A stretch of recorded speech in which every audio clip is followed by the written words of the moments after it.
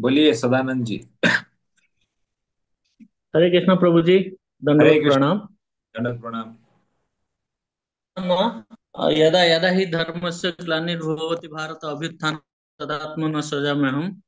तो ये श्लोक के ऊपर कुछ बड़े बड़े साधु संत लोगों ने ऑब्जेक्शन लिए थे, बोलते थे कि ये ऐसा मीनिंग नहीं है। एक बारे में नहीं, वो इस क्लास में सुना था और अभी थोड़ा भूल गया है।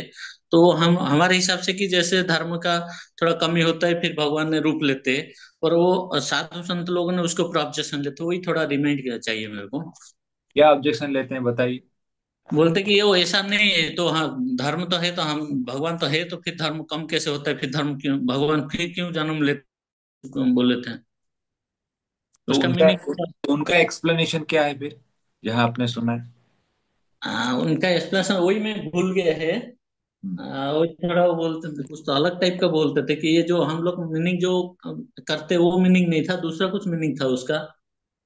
वही थोड़ा रिमाइंड करने कि का था। हमको किसको क्या मन में आ रहा है वो बड़ा चीज नहीं है। हम अगर शास्त्र को समझना है तो परंपरा से समझना है।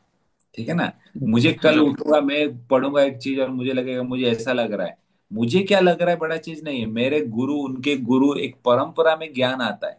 आध्यात्मिक जो हम कुछ भी बोलते हैं, जो परंपरा में गुरु वर्ग को जो भगवान ने स्मृति दिया, क्योंकि परंपरा जाएंगे तो कृष्ण के पास ही जाएगा परंपरा। ठीक है ना। जैसे हमारे इस्कॉन बराबर। का परंपरा है, ब्रह्म माध्यम गौड़ीय गुरु शिष्य परंपरा। तो इस परंपरा में ज्ञान आता है, उसमें कोई भी कभी चेंज नहीं होता है ज्ञान। जो ज्ञान ब्रह्मा जी ने दिया था, वो माधवाचार्य ने दिया था, चैतन्य महाप्रभु ने दिया था, जिसको प्रभुपाद ने दिया था, वही ज्ञान हम बोलेंगे, क्योंकि ये परंपरा है। जो भी पुस्तक पढ़ेंगे वो परंपरा, तो परंपरा में ज्ञान इंटैक्ट रहता है। उसमें कोई डाइल्यूट नहीं होता है। ऐसा नहीं कि मैं कल संस्कृत पढ़ लिया, थोड़ा ग्रामर जान लिया, तो फिर मैं अपने हिसाब से एक श्लोक पढ़ूंगा और उसका एक अर्थ निकालूंगा। मतलब कोई कुछ क्योंकि हम्म। गीता पढ़ने के लिए का ज्ञान जरूरत नहीं है। भगवान का गीता पढ़ने के लिए भक्ति चाहिए।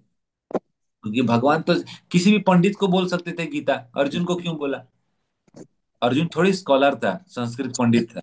अर्जुन को क्यों बोला, क्योंकि अर्जुन एक भक्त था, इसलिए अर्जुन को बोला। ठीक है ना। बराबर इसलिए बराबर। खाली तार्किक ज्ञान, संस्कृत ज्ञान, पंडित होने से गीता नहीं समझ पाएंगे।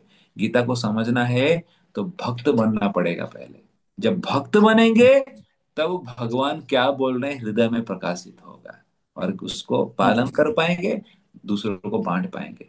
तो वो चीज जो हम जो पढ़ रहे हैं, जो हमारा परंपरा में सिखाया गया है, भगवान खुद बोले यदा यदा हि धर्म से, जब जब धर्म ग्लानि हुआ है, जब जब धर्म पीक में, हर युग में जब नष्ट हुआ है और लोगों के ऊपर कष्ट आया है, तब तब भगवान ने अवतार लिया है।